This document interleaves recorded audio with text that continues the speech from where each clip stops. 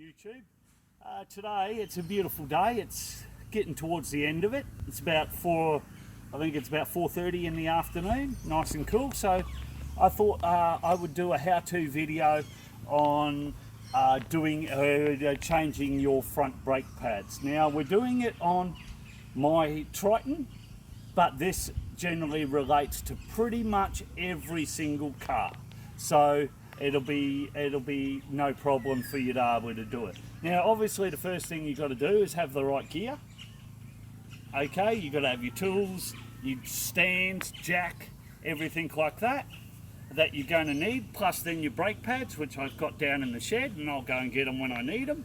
But the first thing you want to do is you want to chock your back wheels. Whether it's a brick or a piece of timber or anything like that, you want to chock your back wheels even though you got your brake on, okay, before you even look at lifting the car. Then obviously you want to crack your wheel nuts. It's pretty self-explanatory, but you'll be surprised how many people actually jack the car up and then try and crack the wheel nuts with the wheel spinning all around. So crack your wheel nuts first, okay? Now sometimes they are tight, and use the appropriate tool for the job, but most of the time you can get them pretty easily. Some of them are harder than others, and you've got to put a bit of muscle in them.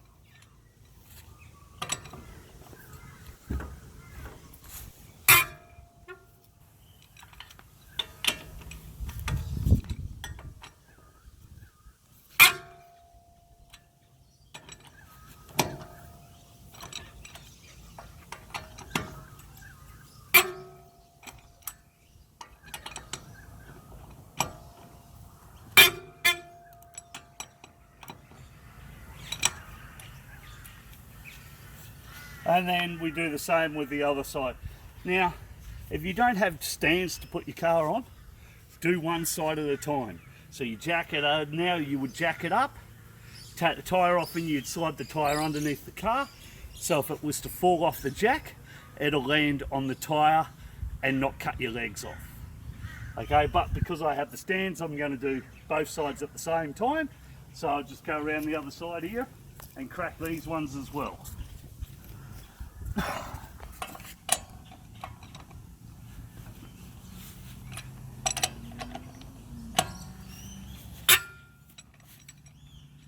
Now I'm not taking them all the way off. As you can hear, I'm just cracking the tension. That way when I lift it up I can take the what's-the-names off without the wheels falling off.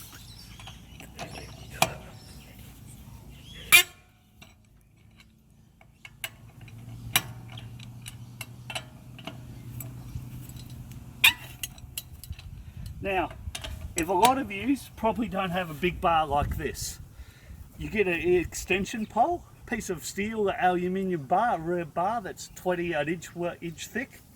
You can stick that over the end of your normal bar and use it for leverage. The more leverage you have, the easier it is to crack a hard bolt.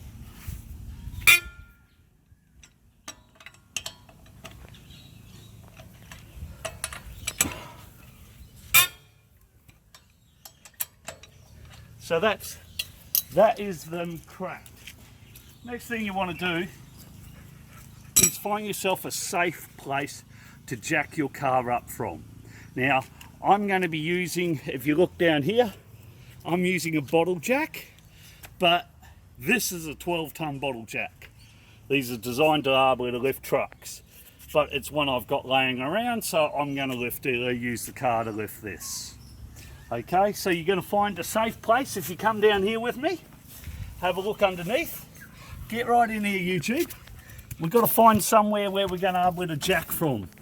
Okay, now we ain't got many places there across the front here that we're going to have to jack from.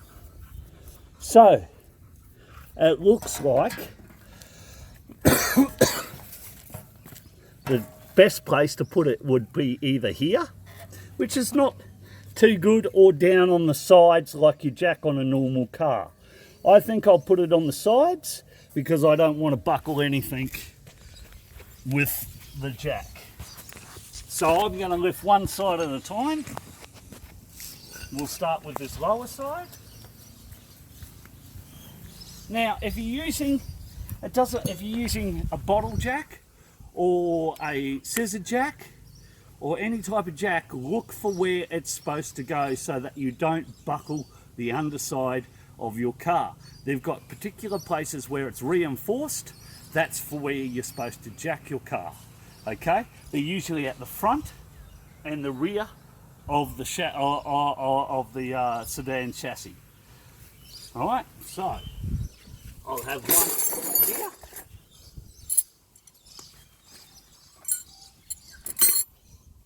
Right here in the front here, there's a welded piece under here.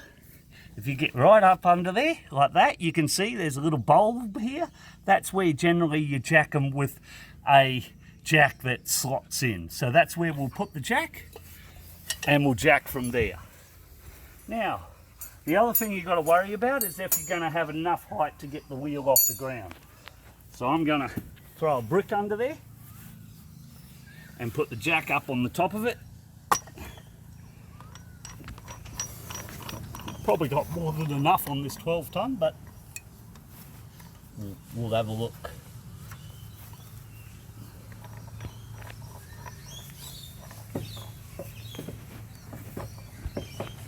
All right, make sure this is tight. It's not.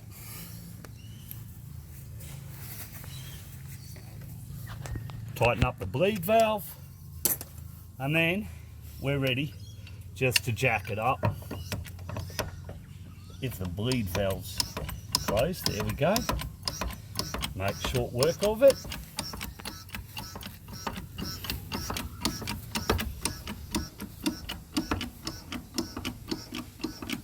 I know for yous that are mechanically minded, this step-by-step might seem a bit pedantic, but there's a lot of people out there that actually don't know what they're doing at all with a car. So this is mainly targeted at the people that have a little bit of mechanical knowledge, but don't really know how to go around doing the more important things on a vehicle. And your brakes are important. You've got to get them right, because otherwise your car is not going to stop when you put your foot on the brake. And there's no worse feeling than putting your foot on the brake and running into the back of somebody else. Just not a good feeling. I've seen it happen. So the next thing we're going to do is we're going to raise this up to as high as it goes, which is probably not high enough. No, it's not going to be high enough by an inch to be able to get the tyre off the ground. So what we're going to do is we'll take the tyre off and we'll lower it onto the jacks. So that way I can work safely, and then when I'm ready to put the wheel back on, I can put it back up on the jack, jack it up, throw the wheel on, put the bolts on, and it's safe. Right, so we'll start with this side first.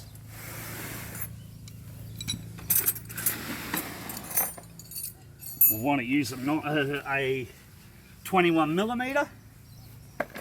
So we'll use the normal socket for that, and just loosen them all the way off so we can take it off and have a look at what we're dealing with. Nice and loose.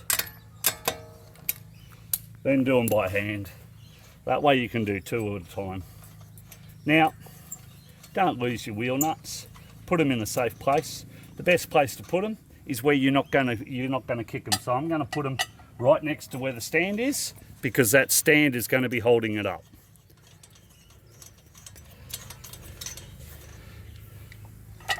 Like so. Now, let's see. I know these, for a little while the brakes have been getting a bit dicey on there. Well, not dicey, but making noise and grinding. So hopefully we don't have grooves in our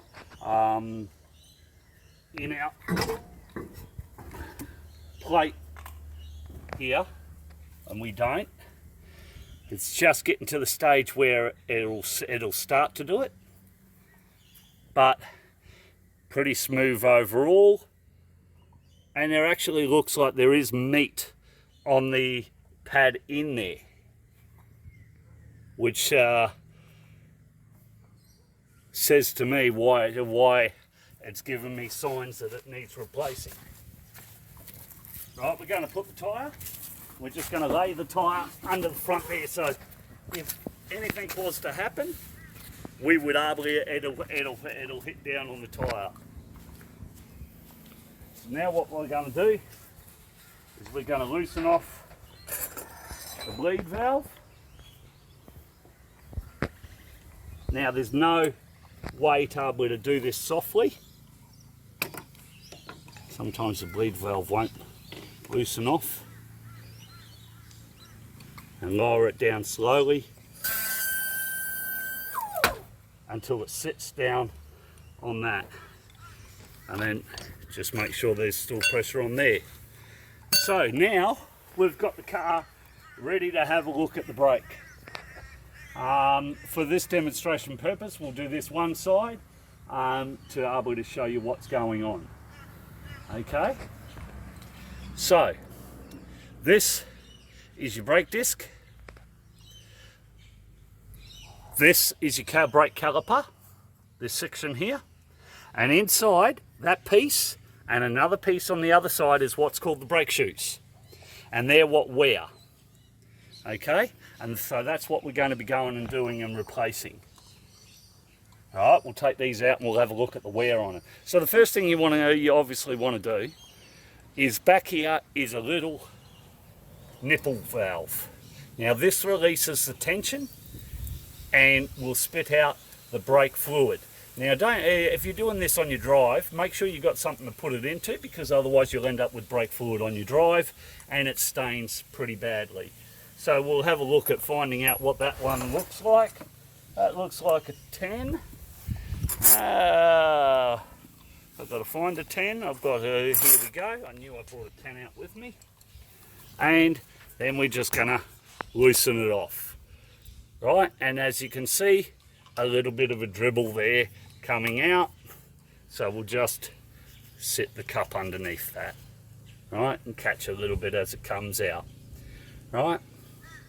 So now, generally, the mostly you do is you undo one of the bolts. You've got two bolts back here. You got the top bolt up here, right, which is usually probably a 13 or a 14, and one down here as well, right? So usually what you're doing is you're undoing the bottom bolt, you're loosening off the top bolt, and that way you can make this section here flip up away from the rest of the shoe, and it makes it easy to remove these, put new ones in and slide them back in. Right, once you compress the piston that's in there. So we'll have a look at undoing that. Let's see, what do we got here? 14, yep. Right. Sometimes they're a bit hard. You've got to work them both ways to get a bit of looseness on it. There we go. That's loosening up. Nice and easy. Then we're going to do the same for the bottom.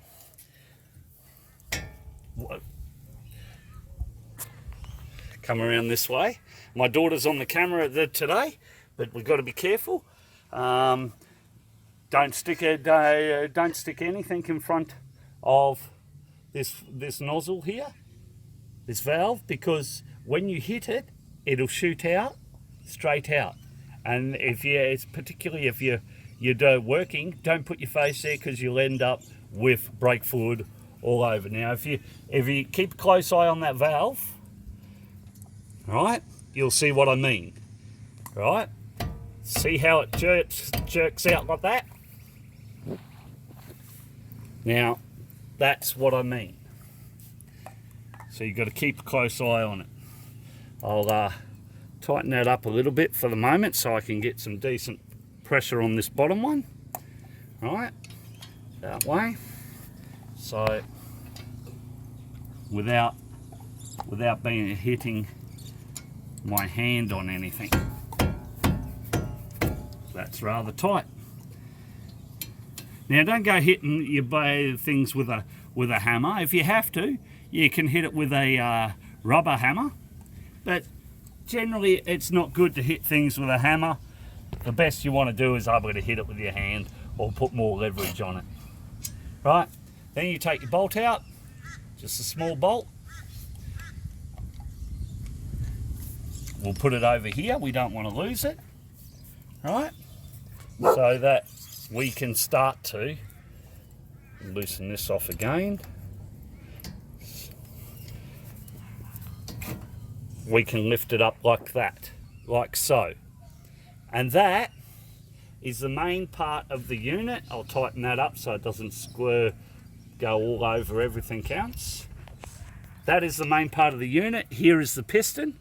The piston pushes against the back one, making this part pull on this on here, right? That's basically the essence of a caliper. Okay. Now we're going to loosen this off and try and push this in a little bit and find out which way it goes. But first we'll have a look at the brake pads. Now to remove your brake pads, all you're doing is you're just levering them out. Most of the time they come out nice and easy, like such. And to be perfectly honest, that's still got a lot of wear on it. That's still got a lot of brake on it. Looks smooth.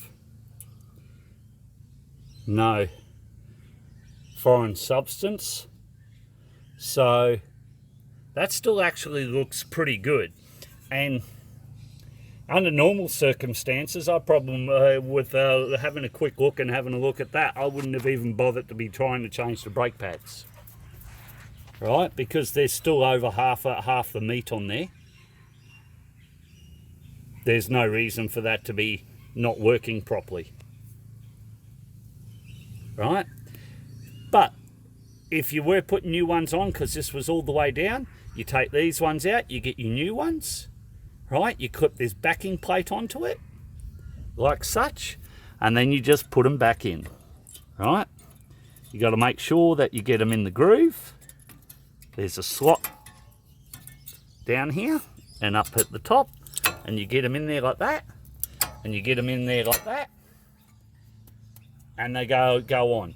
Then what you would do is you'd loosen your valve off, and you would push this back in, because you need more room, because more meat on the brake pads means you need more room here, and as it is, we'll be lucky to get that in like that. Then, because I didn't have to do the brake pads, but it's the same as this, it's just as quick, right? Then you just replace everything again, right? So you put your bolt back in and tighten everything up. Come on, bolt. There we go.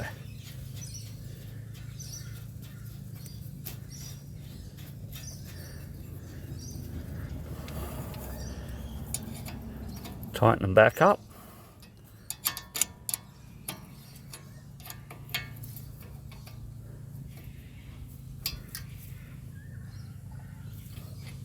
Tighten the top one back up.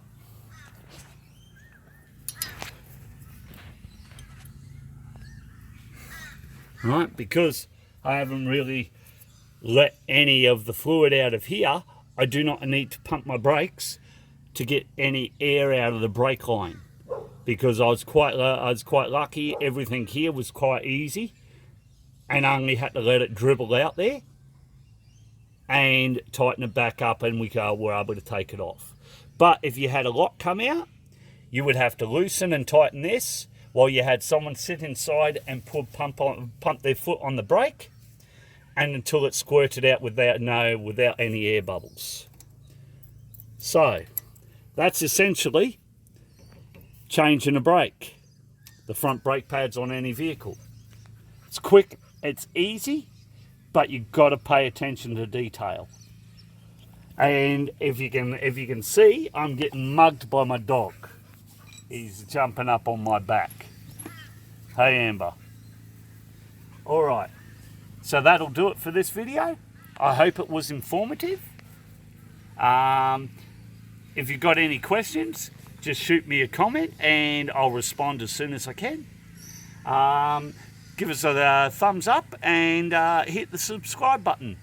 And next video I'll do, probably will do back brakes. Anyway, stay tuned, keep it safe.